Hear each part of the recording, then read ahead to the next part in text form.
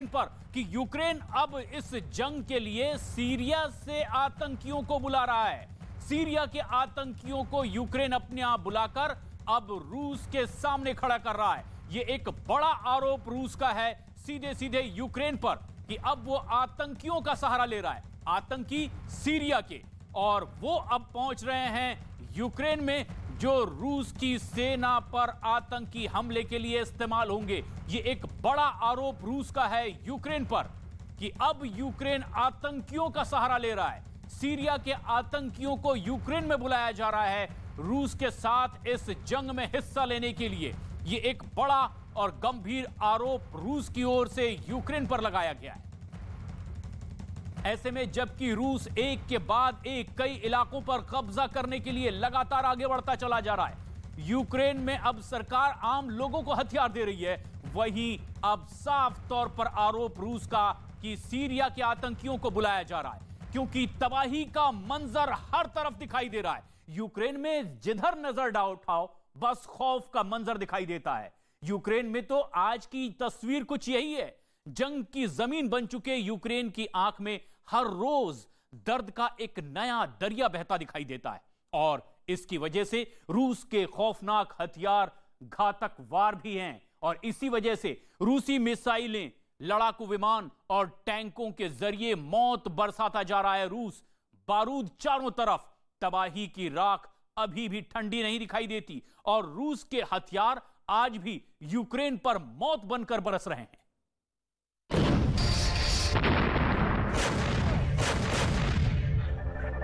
10वें दिन भी जिंदा है जंग की दहशत।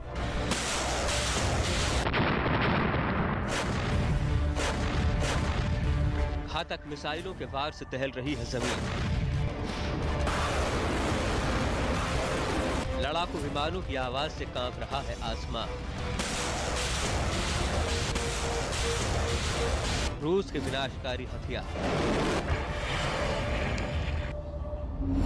दुनिया के दूसरे महासंग्राम यानी विश्व युद्ध के बाद दुनिया में कई युद्ध आए, कई युद्ध गए, लेकिन धरती इस तरह से नहीं थर रहा है जैसा इस बार कांप रही है।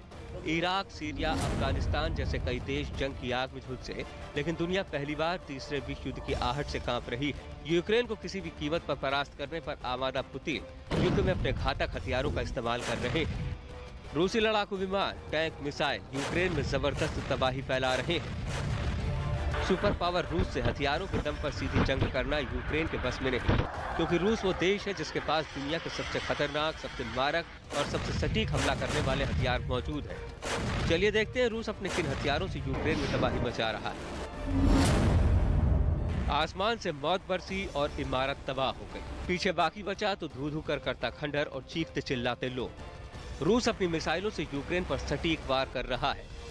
उनमें से एक है घातक MK-720 इस्कंदर बैलिस्टिक मिसाइल। रूस ने 2006 में स्कड मिसाइल को हटाकर इस मिसाइल के जरिए अपने जखीरे को और घातक बनाया था। इस्कंदर शॉर्ट रेंज की बैलिस्टिक मिसाइल सिस्टम है जो कि 500 किलोमीटर दूर बैठे दुश्मन पर अचूक निशाना लगा सकती है। इस्कंदर मिसाइल 480 से 700 किलोग्राम तक परमाणु और गैर परमाणु वॉरहेड ले जा सकती है।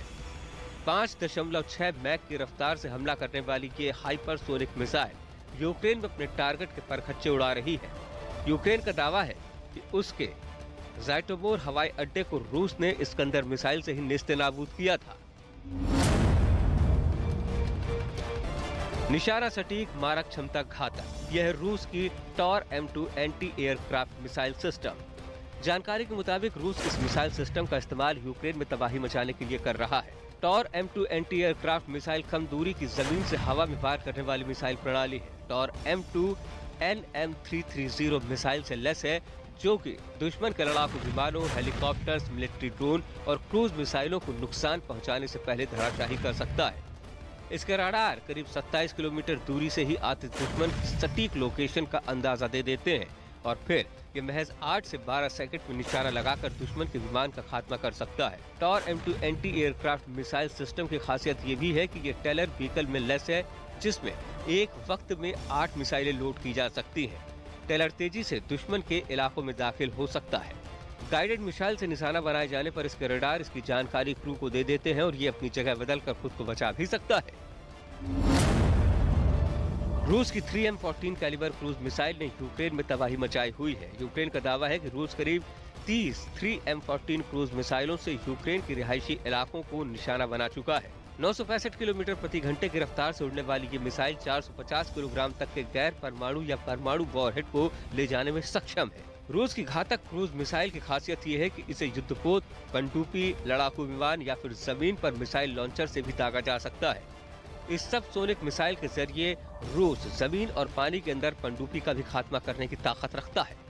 रूस अपनी क्रूज मिसाइलों की मारक दूरी 1500 से 2500 किलोमीटर होने का दावा करता है। रूस अब यूक्रेन पर जमीन और हवा के अलावा समुद्र से भी हमला कर रहा है।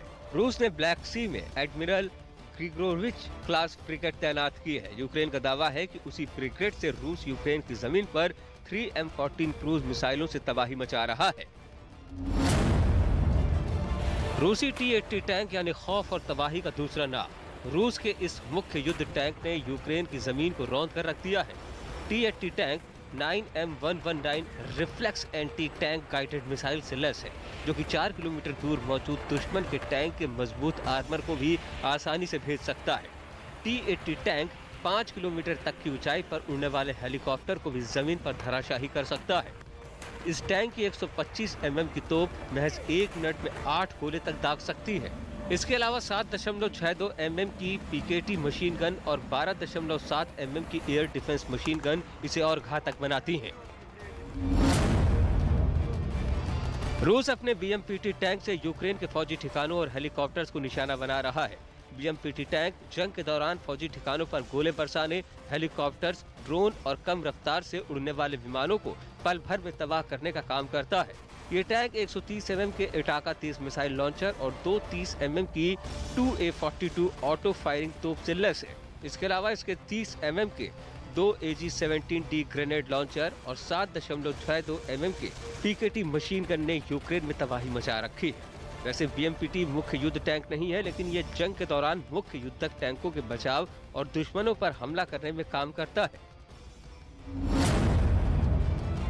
सुखोई Su-35 विमान आसमान से यूक्रेन पर मौत और तबाही का बारूद बरसा रहे हैं। सिंगल सीटर और 2 इंजन वाला ये विमान एक मल्टी रोल लड़ाकू विमान है। 2.25 की मैक स्पीड यानी 2390 किलोमीटर प्रति घंटे की रफ्तार से उड़ान भरने वाला ये विमान 80,000 किलो तक का वेपन लोड ले जा सकता है। Su-35 को KAV-500 guided bomb, KAV-500 SE satellite guided bomb और LGV-250 लेजर गाइडेड बॉम्ब से लैस किया जा सकता है। सुखोई Su-35 को 80 mm, 122 mm, 266 mm और 420 mm के रॉकेट्स लगाए जा सकते हैं।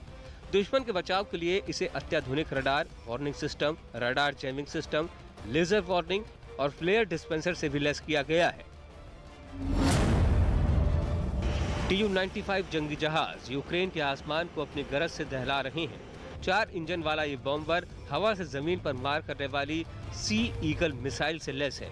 ये विमान KH-55 ग्रेनाड परमाणु क्रूज मिसाइलों से 3000 किलोमीटर दूर बैठे दुश्मन का बड़ा इलाका तबाह कर सकता है।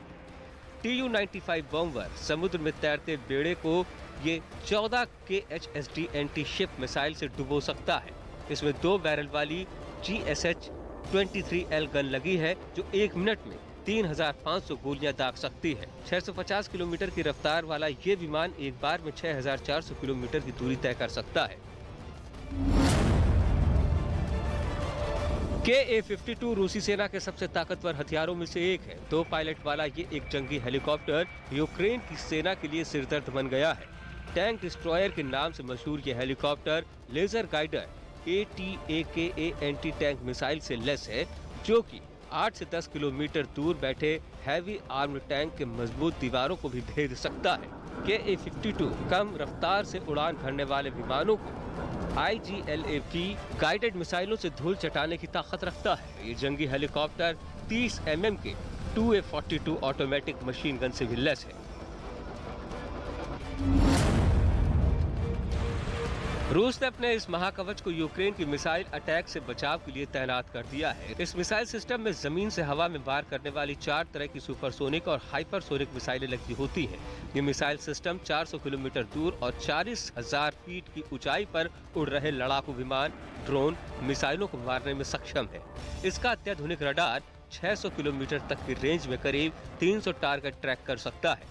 S-400 एक बार में एक साथ 72 मिसाइलें दाग सकता है और एक साथ 36 लक्ष्य भेज सकता है।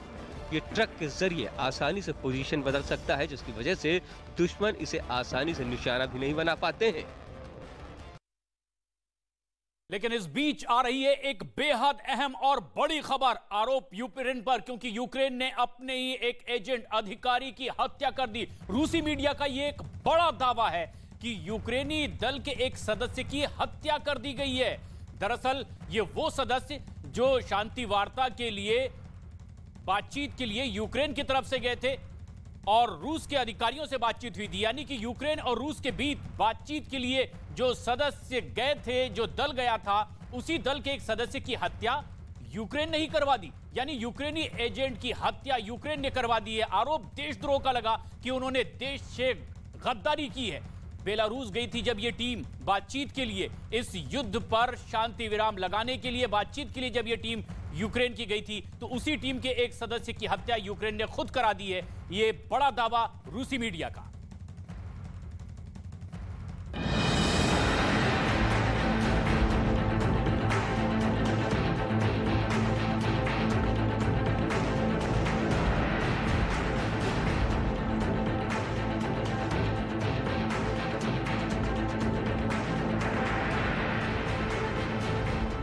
रूस और यूक्रेन के बीच महायुद्ध के 10 दिन बीत चुके हैं। यूक्रेनियों की हिम्मत का लोहा दुनिया मान रही है, लेकिन ऐसा लगता है कि रूस एक सोची समझी योजना पर काम कर रहा है।